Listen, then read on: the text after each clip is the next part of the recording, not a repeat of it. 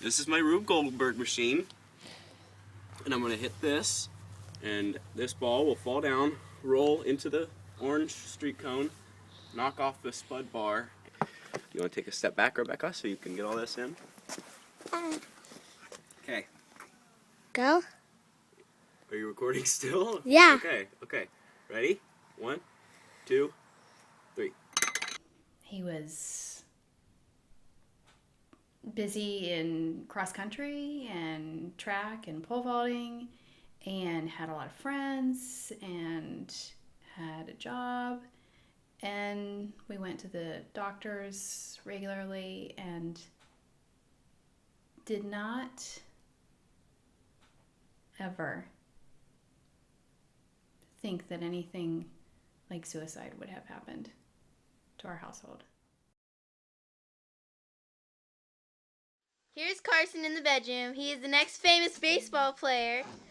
Watch him whiz these things across the room. Watch him. Watch. He's going to come whizzing at me.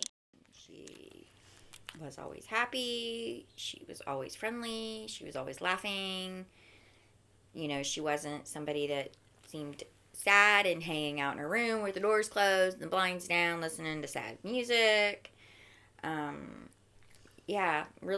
Really no idea. She went to school that day. Everybody said she was happy and normal, and nobody saw anything.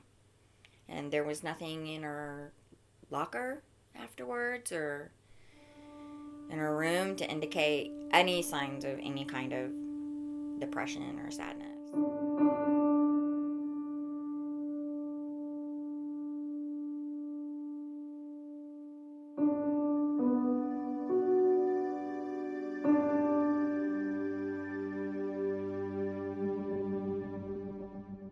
That day for me is a blur. I was at work, and I got a phone call from William, and I just remember getting in my car and driving as fast as I could to get home. Being blindsided by Bryce taking his life was like a nightmare, living in a nightmare, panicking, just are kind of outside of yourself, and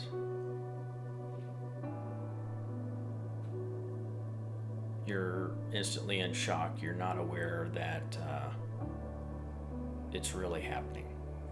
Robotic. I didn't feel like myself. I literally felt like I got up every day and I watched myself function. You can't stay in bed when you have children that need you. I remember being mad at the world. I remember being mad at everybody that had kids. I remember being just really angry. I went through a really dark period where I was just a really evil, mean person, especially to the people I loved. And for me, my coping is planning. So I immediately knew we have to plan this, funeral, and we have to get people into counseling, and we have to, do damage control with the school, and, decide how we're going to share this with the school, and we have to be there for the kids that were his friends. We had a tight group of cross-country friends, and we knew they would be in pain, and one of them being Will Brock, Mandy's son. We knew this would affect him greatly after losing his sister in the same way.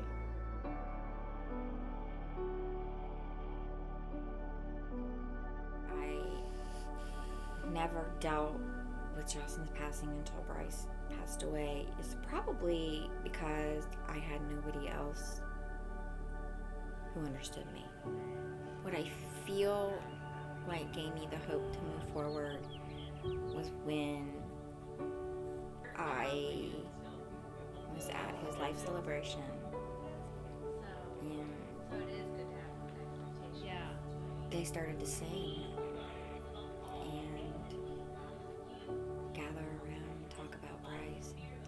service. And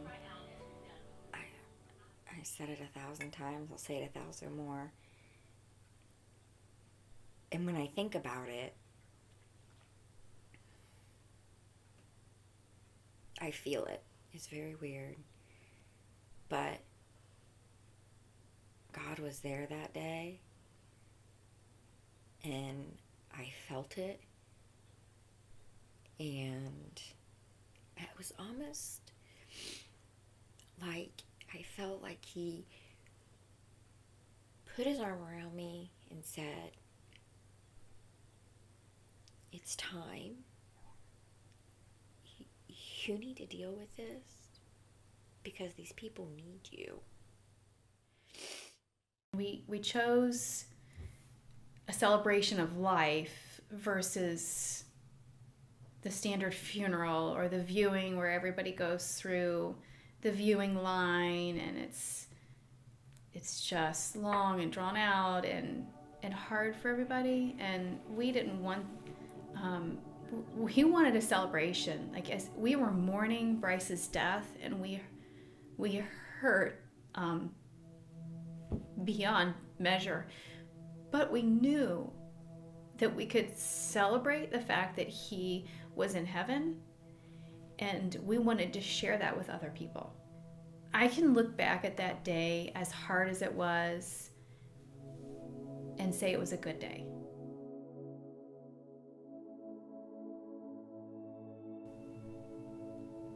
Because she's been down that road. And you're going down that road. And she can tell you you're not going crazy. She can tell you you're going to be okay. She can tell you, yeah, that's the way I felt, and you're going to be okay, and that's the way you feel. And, because you don't know how you are doing. You really don't know how you're doing. It's amazing how Bryce died, and I felt, and I've said this 1,000 times, I felt like I needed to be there for them, but the amazing thing is, it was not for them at all. They healed me. I didn't heal them. I'm not as helpful of a person as I should be. They ended up being more helpful for me. I've learned more about myself. I've healed more. I'm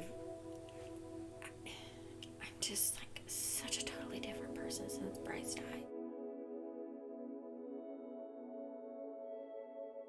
It's been helpful for all of us. You know, we're all going through our own stuff.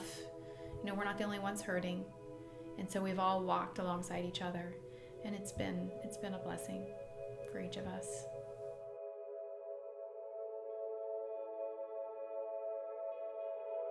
So now our job is to share that hope with everyone else, to be able to identify that student, that coworker, or that friend who's hurting or in crisis, and to come alongside them. So let's sink our time into soul investing and offer someone hope today, because we may just save a life.